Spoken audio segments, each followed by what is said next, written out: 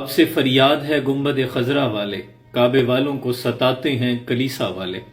بچپن سے پڑھتے اور سنتے آ رہے ہیں کہ فلسطین یہودیوں کے قبضے میں ہے اور باقی تمام اسلامی ریاستیں آزاد ہیں، لیکن آج یہ حقیقت کھلی ہے کہ صرف فلسطین آزاد ہے، باقی تمام اسلامی ریاستیں یہودیوں کے قبضے میں ہیں۔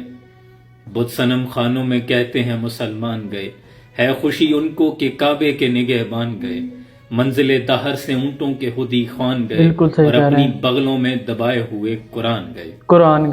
گونگی ہو گئی آج کچھ زبان کہتے کہتے، ہچکچا گیا میں خود کو مسلمان کہتے کہتے۔ خدا کے لیے ان کے حق میں بولو، ان کے حق میں نکلو، ان کے حق میں بول نہیں سکتے، نکل نہیں سکتے تو لکھو، اور اگر بول بھی نہیں سکتے، لکھ بھی نہیں سکتے تو جو بول رہے ہیں، جو لکھ رہے ہیں، ان کی حمایت کرو، کیونکہ وہ آپ کے حصے کا کام کر رہے ہیں۔ اب وہ دور نہیں رہا کہ جنگیں دو بدو لڑی جائیں، جا کر سامنے مقابلہ کیا جائے، تلواریں استعمال کی جائیں۔ اب تو آپ کے پاس ایک جوہد مسلسل اور بڑی ریاستوں کے بعد وہ ہتھیار موجود ہیں کہ جن کے بارے میں صرف آپ نے دشمن کو باور کروانا ہے کہ تمہارے پاس اس ظلم و ستم کو بند کرنے کے لیے اتنے گھنٹے کا الٹیمیٹم ہے، ورنہ پھر جو بھی حالات ہوں گے اس کے ذمہ دار تم خود ہوگے۔ پھر آپ دیکھیں گے کہ آپ کا صرف اتنا کہہ دینا دشمن پر ایک کاری ضرب کی طرح لگے گا اور ان کے گھروں میں صف ماتم بچھ جائے گی۔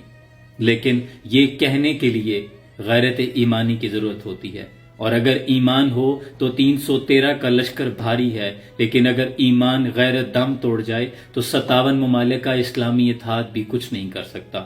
کافر ہے تو شمشیر پہ کرتا ہے بھروسہ، مومن ہے تو بے تیغ بھی لڑتا ہے سپاہی۔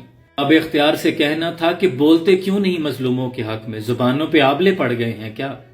پھر انتظار کرو اس روز کا جب آپ کی اس مجرمانہ خاموشی پر اللہ فرمائے گا وَامْتَازُوا الْيَوْمَ أَيُّهَا الْمُجْرِمُونَ، اے مجرموں آج کے روز الگ ہو جاؤ۔ اور سنا ہے قیامت کے ہولناک دن میں وہاں کوئی ایئرپورٹ بھی موجود نہیں ہوگا کہ آپ جہاز لے کے وہاں سے فرار ہو جائیں گے۔ انتظار کریں، پھر وہ گھڑیاں آنے والی ہیں۔ سلام پہنچے۔